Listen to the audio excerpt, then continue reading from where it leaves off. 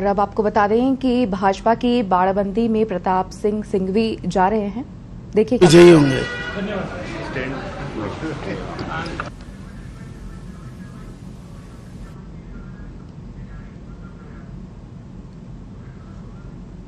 बाड़ाबंदी स्थल के लिए रवाना। भाजपा की बाड़ाबंदी के लिए विधायकों की बाड़ाबंदी शुरू हो गई है और विधायक बाड़ाबंदी के लिए रवाना हो रहे हैं। आप ये तस्वीरें देख रहे हैं जहां पर विधायक रवाना हो रहे हैं भाजपा की बाड़ाबंदी के लिए। बाड़ाबंदी स्थल के लिए रवाना विधायक नजर आ रहे हैं। इन तस्वीरों में आप देख सकते हैं।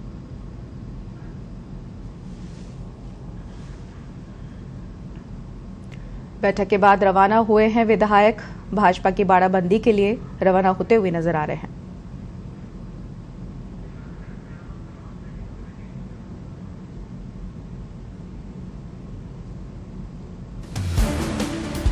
भाजपा विधायकों की बाड़ाबंदी। 2 बसों से रवाना हुए भाजपा विधायक। 2 बसों से भाजपा विधायक रवाना हुए हैं। भाजपा मुख्यालय से रिजॉर्ट रवाना हुए विधायक। जामडोल स्थित रिजॉर्ट में ठहरेंगे विधायक। भाजपा की बाड़ाबंदी के लिए रवाना हो चुके हैं। 10 जून को है राज्यसभा चुनाव, जिसको लेकर ये बाड़ाबंदी की जा रही है और सीधे वहां विधायक पहुंचेंगे। भाजपा विधायक बाड़ाबंदी में पहुंच रहे हैं। 2 बसों से रवाना हुए हैं भाजपा विधायक।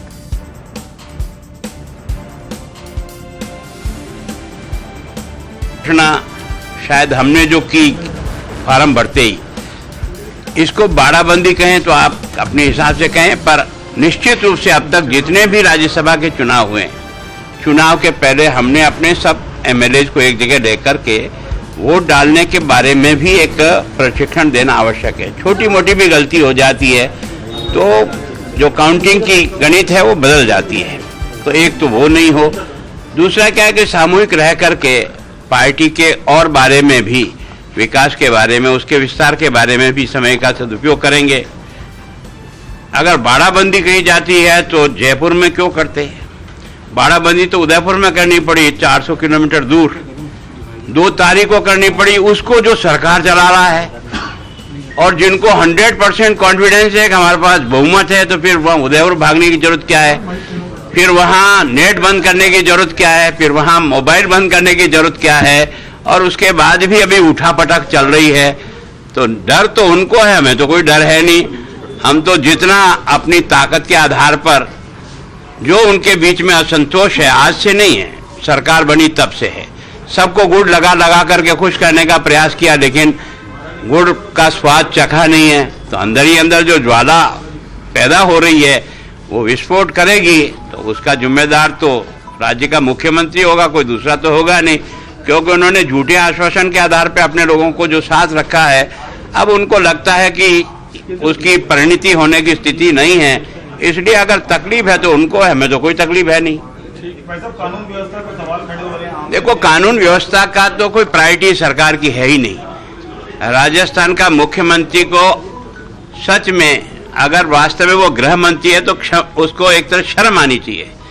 एक के बाद एक रोजाना जिस प्रकार की छोटी बच्चियों के साथ रैप की घटना हो रही है, उसके बारे में एक अपने श्रीमुख से शब्द निकालना भी उचित नहीं समझता है कि यह प्रदेश के लिए एक तरह से चुनौती है, कानून के लिए चुनौती है। हम ये कर रहे हैं, हम ये नहीं कर रहे हैं, हम परिवार के बारे में, बाकी बारे में, केवल और केवल उसको तो अपनी सरकार बचाना, और सरकार बचाना इतने और संकटपूर्ण हो गई कि तीनों अब की बार केंद्र के उनके नेताओं ने राजस्थान को सुपुर्द कर दिया है, और इनमें से एक भी गुड़क गया तो वो स्वयं गुड़क जाएगा।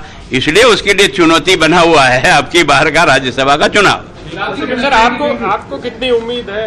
हमें उम्मीद 100% है। जब हमारे पास 20 वोट थे तब भी हमने चौथा कैंडिडेट खड़ा किया था, तब तो हमारे पास 20 वोट ही थे।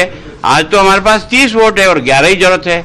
उस समय तो हम पूरे के पूरे 51 चाहिए थे, 30 वोटों की आवश्यकता थी, तब भी हमने खड़ा किया। तो हम निश्चित रूप से उनके भारी असंतोष और जो कुछ भी उनके लोग पिछले 3-4 महीनों में जो कुछ बोले हैं, अगर किसी को सुनाई देता हो तो अंदर ही अंदर आग है, ये तो प्रकट हो रही है। अब देखते हैं आग ज्वाला कब बनती है। लगभग सारे पहुंच गए हैं सर, आपको लगता है कि अंतरात्मा की आवाज से? देखो, भले ही सारे पहुंच जाओ या मत पहुंच जाओ, अगर उनको थोड़ा बहुत भी कॉन्फिडेंस होता तो जयपुर में कहीं न कहीं रख सकते थे, उदयपुर जाने की आवश्यकता क्या पड़ी और इतनी बैरिकेड करने की जरूरत थी? हम सबके घरों के बाहर पुलिस लगाने की जरूरत क्या पड़ी? हम सबकी निगरानी करने के लिए सारा सिस्टम को फिर पुलिस को उन्होंने झोंक दिया है इस सरकार के बचाने के चक्कर में।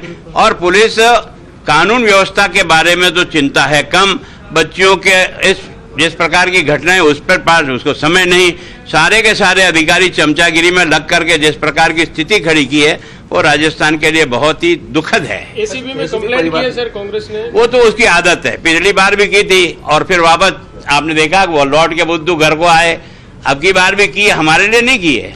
वो उनके जो लोग हैं उन पर दबाव कैसे बने इसकी राजनीति है जो पहले भी की और अब भी करे। लेकिन आरोप बीजेपी पे लगा रहे वैसे वो तो ऐसा है कि वो अपने घर वालों पे तो लगाने से रहा तो बाहर निकाल दे उसको पार्टी से, हमारे पे लगाएगा आसान काम है, दे लगा दिया।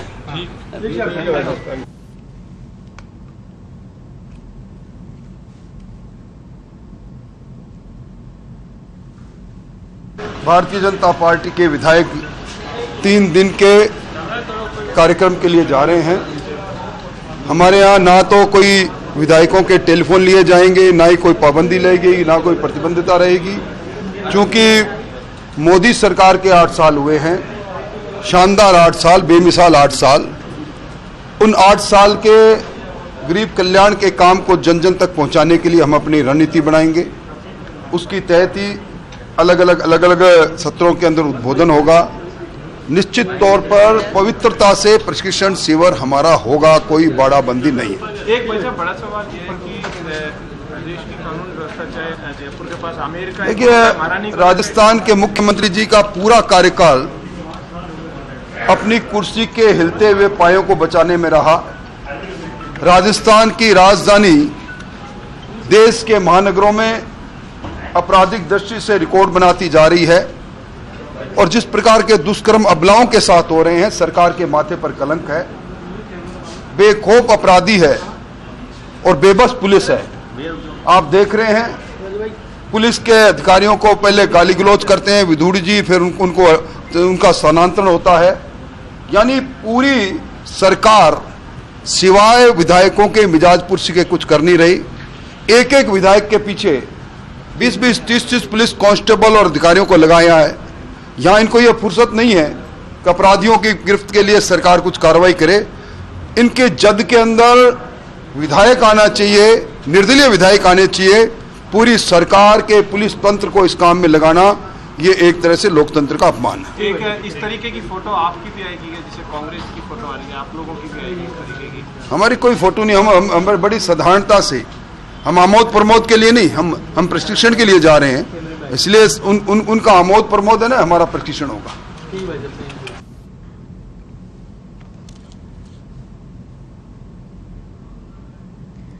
भाजपा नेताओं ने गहलोत सरकार पर निशाना साधा है। कटारिया ने बाड़ाबंदी को लेकर सरकार की नीति बताई, वहीं गहलोत सरकार पर निशाना भी साधा।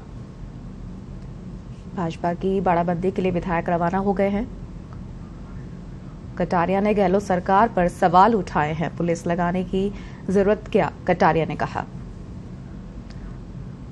आपको बता दें कि भाजपा की बाड़ाबंदी के लिए विधायकों की रवानगी शुरू हो चुकी है। विधायक निकल चुके हैं बाड़ाबंदी के लिए। वहीं राजेंद्र राठौड़ ने भी गहलोत सरकार को घेरा और उन पर सवाल उठाए। पास है, स्वच्छंदता है, इसलिए कुछ लोग अब पहुंचेंगे, कुछ लोग सुबह पहुंचेंगे। बंदिशें होंगी या आजादी? कोई बंदिश नहीं, बिल्कुल पूर्णतः आजादी, आजादी, पूर्णतः आजादी। और जीतने की गारंटी? देखिए संघर्ष है, राजनीति का नाम ही संघर्ष है, संभावनाएं राजनीति में बनी रहती है। कांग्रेस के हालात आप देख लीजिए, कांग्रेस के मुख्यमंत्री जी कितने हताश और निराश है, उनको उनके ही किस प्रकार ललकार रहे हैं, किस प्रकार की सार्वजनिक भाषा का उपयोग वो कर रहे हैं जो सत्ता में बैठे हैं, ये सारी राजस्थान का आवाम देख रहा है। आप कह रहे हैं कि कंडक्टर बन के जा रहा हूँ, क्या आप कृष्ण बन करके आएंगे वहाँ पर? निश्चित तौर पर।